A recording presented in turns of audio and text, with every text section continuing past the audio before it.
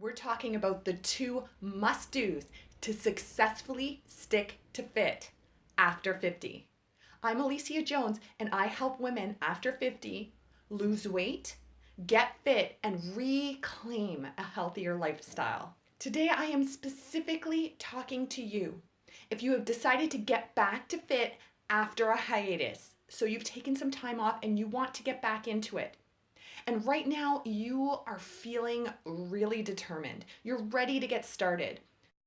This time, you're feeling like you want to do it right. Because although it's a bit about weight loss, you want to look your best, you know as well that this is different this time. You want this to be a part of your lifestyle, and you are really ready to make that change. So you're really excited and you've decided that you have created all of these goals. You know exactly what you're going to do each day, and you are going. You are ready. You have something planned for every single day. Here's the thing. This is almost like a little bit of a warning, because while that determination and that motivation is what is going to get you started, it might actually be what causes you to fail. And I do not want that. Over the past 11 years, I have been coaching women just like you with this newfound enthusiasm when they start. But something that happens when you've been doing this a while is that I've started to become a little bit sensitive or attuned to when I am coaching somebody that is going to succeed and to really stick to this for the rest of their life, and when they may be starting again back on that cycle of starting and stopping and starting and stopping. And here's the thing, I am not doing this just as some sort of job. I genuinely feel that I have a purpose to help you get and stick to fit for the rest of your life. And so I want to give you these two really simple changes that when my clients do incorporate these into their life, they actually do stick to fit forever.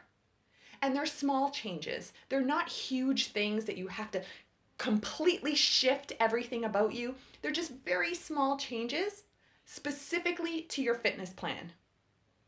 So let's go into detail and figure out what those are. First, no matter how motivated you are, start slow. And that might seem a little bit like, yeah, Alicia, I already knew that. I have to start slow. But here's what I mean. So usually with that new determination and motivation, you're thinking of doing something almost every day. You want to walk. Usually it's walking that I hear. You want to go for a walk every day. It's nice weather out. You can just get out and go. And you think to yourself, that sticking to it, doing something every single day is going to keep me on track to eating healthy. And it's also going to help my mind understand that this is a new goal for me, that this is something that I am changing in my life. And I totally get that, especially at the beginning, right? Because you really want to feel that you're doing something towards this new goal. But doing something every single day, especially when it is the same activity, such as walking, it can actually lead to repetitive stress injury. It can inflame or flare up your arthritis or old injuries. And that means that you're going to have to take time off, and you just started. So it becomes really frustrating. And in fact, that's when those dialogues start, like, oh, my body isn't what it used to be, I'm old, all of those things that I absolutely hate, because it doesn't have to be that way. Yeah, it's true. As we age, our repair rate of our body does slow down a little bit. So we do need to have a little bit more rest time. But you know what? At any point in time, starting a fitness journey, doing the same activities every single day doesn't allow your body to heal. You see, it's actually not the workout that makes you stronger, that revs up your metabolism and gives you more stamina. It's the rest time in between. So when you're resting, your muscle fibers, they start to repair. And the repair process of those muscle fibers means that your body has to work harder. You're revving up your metabolic rate to provide energy and nutrients and repair the muscle so that it becomes thicker and stronger and it can give you more energy. It also allows time for inflammation to decrease. So if you do get flare-ups because of old injuries or arthritis, then having that rest time in between allows the swelling to decline and allows your body to understand that maybe you're going to be doing this to it all over again. So it better get stronger and ready for that next bout of exercise that you're going to do. So let's create a solution.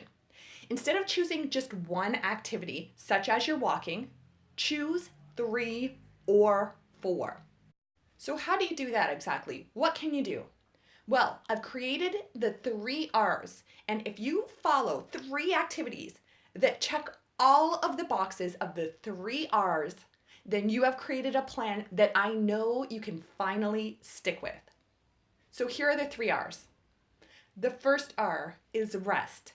And if you need to do something every single day to stay on track with your eating or to feel psychologically like you're on the right track, that your mind is connected to this new goal, then that's okay too. You don't need to take a full day off and lie on the couch. What you can do is an active rest. So lying down to stretch, sitting to stretch, doing a stretching routine, even standing up. All of those count as active rest. If one of the reasons why you're doing this is because you feel really stressed out, then maybe your rest means that you learn how to breathe to manage stress. Or maybe you take a meditation class or a relaxation class. But no matter what, that first R is an activity that has everything to do with rest.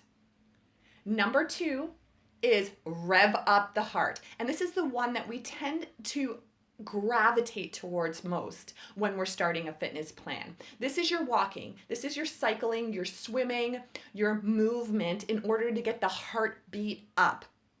Here's the thing. Instead of saying, okay, well, I'm just starting out, I'm going to walk for an hour a day, even though your body is used to walking every day, it's used to going from point A to point B fairly quickly, right? And then you sit or you stand for a little while. It's not used to you doing a full hour out there.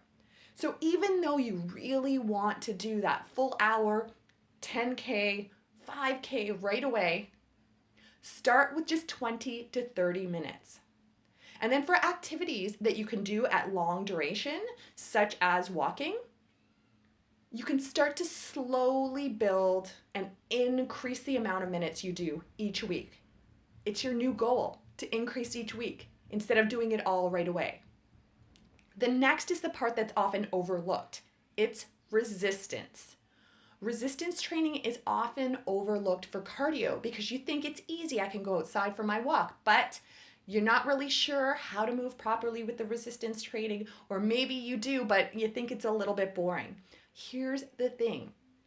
This is the perfect opportunity to give your body strength, to reduce your risk of osteoporosis. And on top of it, it also strengthens your heart just in a completely different way. This is the type of exercise that is going to get you from sitting to standing without the grunt. What I call the grunt. You know, where you push on your legs or the side of the couch and you're like, as you stand up. Wouldn't it be nice to know that you can stand no problem without any sort of grunt at all, with all that energy just popping up? And here's a little catch as well. So if you did your rev up the heart rate cardio the day before, and for example, you have arthritis or inflammation in somewhere in the lower half of your body, then doing an upper body resistance gives you the ability to rest your legs as you still get stronger, firmer, and more toned in your upper body. So on days when you've done cardio the day before, go ahead and do an upper body resistance training the next day. In this week's blog post, I give you an exact itinerary or example of the types of activities you can do really quickly for Monday, Tuesday, and Wednesday that follow this exact strategy. That way it's already done for you and you don't need to think about it. The second must do is modify, but don't quit. Again, I'm picking on walking a little bit, and not because I don't love it, because I do. I think it's a great activity you should be doing. Personally, I'm a runner, but if you took that activity away from me, which I've had in the past when I've been injured, it really hurts. And that's the last thing I want for you. But just because an exercise has been taken out doesn't mean you stop. And more often than not, what I see is that someone has decided to take a whole bunch of days off because that one activity that they loved is no longer an option. And I'm not even talking about an injury, because maybe genuinely with an injury, you need to take time off. And I completely empathize and understand that. But what about weather? So I get a huge influx of people that tell me that they are walking or running because it's summertime and the weather is nice. But the second the storm hits, the second the temperature drops, the second it rains, their activity is taken away. And they say, I didn't do my workout today because I just couldn't because of the weather. And that to me is a danger sign that you're not in it to win it. Or more importantly, that you might give up. Here's the thing, no matter what the weather, no matter what the situation, it's important to know that when all odds are against you, modify. When it comes to weather, those 3 or 4 other activities that you have should include something that you can do on rainy days. But what about the arthritis? What about the inflammation? Then what do? Again, if you're able to do something in another part of the body, you modify and swap out. And now that you're super motivated and you're determined, this is the time to figure out what the plan is going to be so that you know exactly what to do, and it's a no-brainer when things get stressful, when life happens. Because if you have that plan already ready,